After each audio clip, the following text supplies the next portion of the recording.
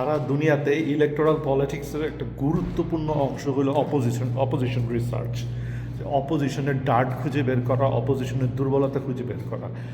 300 আসন থেকে BNP participate করবে, বিএনপি এবং তার সমমনা দলগুলি। বিএনপি এই অপোজিশন রিসার্চ নিয়ে কোনো কাজ করতেছে তার কোনো লক্ষণ আমি এখন পর্যন্ত খুঁজে পাই নাই।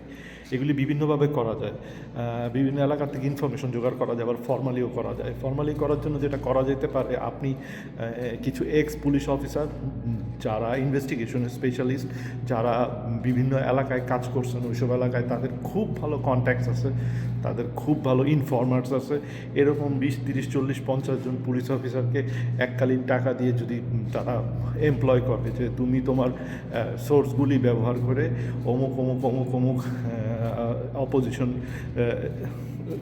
পসিবল ক্যান্ডিডেটদের ডার্টগুলি খুঁজে বের করে নিয়ে আসো, ময়লাগুলি খুঁজে বের করে নিয়ে আসো। এটা কিন্তু খুব সহজেই করা সম্ভব। এটার জন্য দরকার হলে একটা কাজের টিম যারা আসলেই কাজ করতে ইচ্ছুক এবং তাদেরকে কিছু ফান্ড দেওয়া কাজগুলি করার জন্য। বিএনপি এটা করতেছে কিনা সেন্ট্রালি আমি জানি না, এবং এই কাজগুলি প্রত্যেকটা এমপি তার যে প্রতিপক্ষ আছে তার বিরুদ্ধে তারা নিজেরাও করতে পারে। এটা করা কিন্তু অত্যন্ত জরুরি, এবং সোশ্যাল মিডিয়ার এই যুগে আপনারা যদি এই ধরনের ইনফরমেশন বের করে এনে আমাদেরকে দিতে পারেন, আমরা ওইসব ক্যান্ডিডেটকে ডেস্ট্রয় করে দিতে পারবো অনলাইনে। এবং 2 দিন আগেই একটা রিপোর্ট বেরিয়েছে, ওই রিপোর্টে দেখা যাইতেছে যে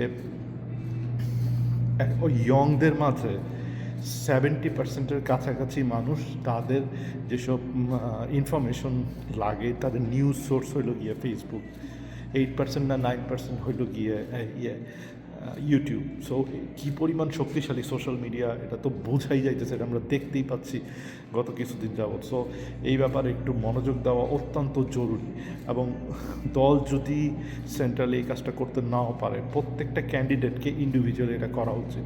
এক্সপ্লেন কিন্তু করে দিলাম যে প্রত্যেকটা পুলিশ অফিসারের তারা যেই এলাকায় কাজ করছেন তাদের সেই এলাকায় নিজস্ব ইনফরমেশনের নেটওয়ার্ক থাকে। তাদের কাছে বাংলাদেশে বলে ফর্মা, আসলে এটার জন্য ইনফর্মার থাকে।